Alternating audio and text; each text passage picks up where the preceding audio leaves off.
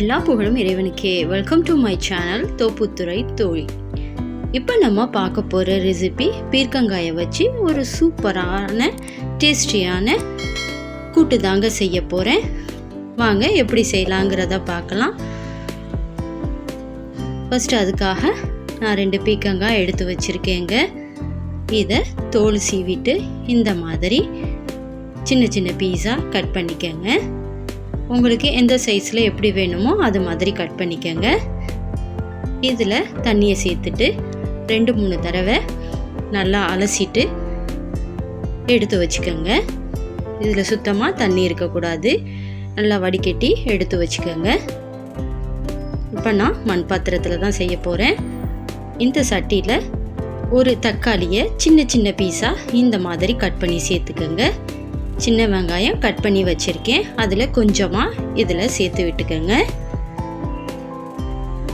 அது கூட ஒரு 10 இறால் சின்னதாக இருக்கிறதுனால 10 சேர்த்துக்கிறேன். பெருசாக இருந்தால் ஒரு 5 சேர்த்துக்கோங்க. வெஜிடேரியனாக இருந்தால் நீங்கள் அதை ஸ்கிப் பண்ணிக்கலாம். இப்போ தேவையான அளவு உப்பையும் சேர்த்துக்கோங்க. அது கூட 1.5 டேபிள் ஸ்பூன் அளவு குழம்பு மசாலா தூளை சேர்த்துக்கோங்க.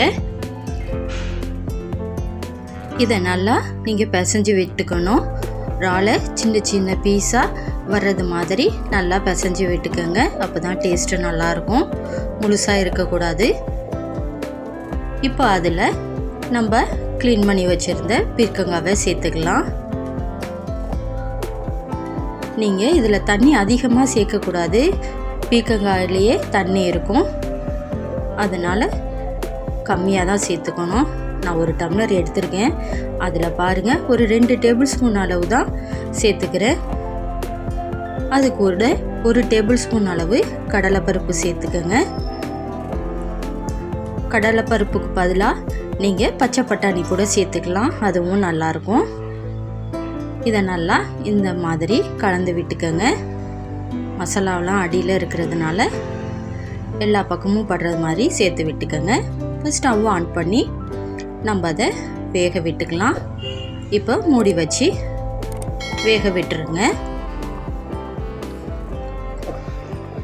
ஒரு 2 நிமிஷத்துக்கு பிறகு திறந்து பார்த்தீங்கன்னா கொஞ்சம் வெந்து வந்திருக்கும். பாருங்கள் தண்ணி எவ்வளவு விட்டுருக்குன்னு.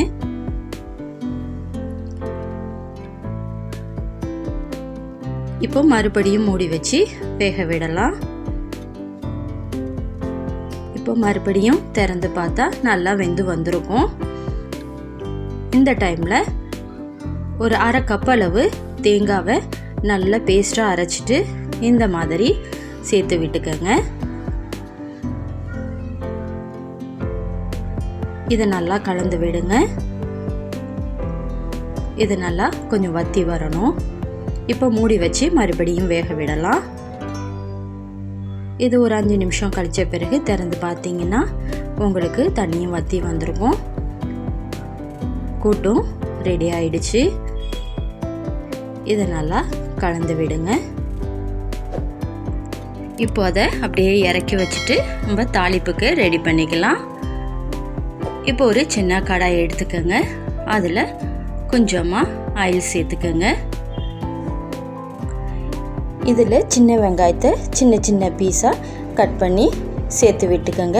இதையும் நல்லா வதக்கி விடுங்க. நல்லா வதங்கி வரணும், அப்போ தான் டேஸ்ட்டு நல்லாயிருக்கும். இது கூட ஒரு கொத்து கருவேப்பிலையும் சேர்த்துக்கோங்க. இதையும் நல்லா வதக்கி விடுங்க. கொஞ்சம் வெங்காயம் செவந்து வரணும், அந்த அளவுக்கு வதக்கிக்கணும். இப்போ இதில் சோம்பை இடிச்சிட்டு சேர்த்துக்கோங்க. இப்படி செய்யும்போது வாசனை நல்லாயிருக்கும். தூள் யூஸ் பண்ணிங்கன்னா அவ்வளவு வாசனை இருக்காது. இப்போ அது கூட 1 டீஸ்பூன் அளவு தனி மிளகாய் தூளும் சேர்த்து நல்லா வதக்கி விடுங்க.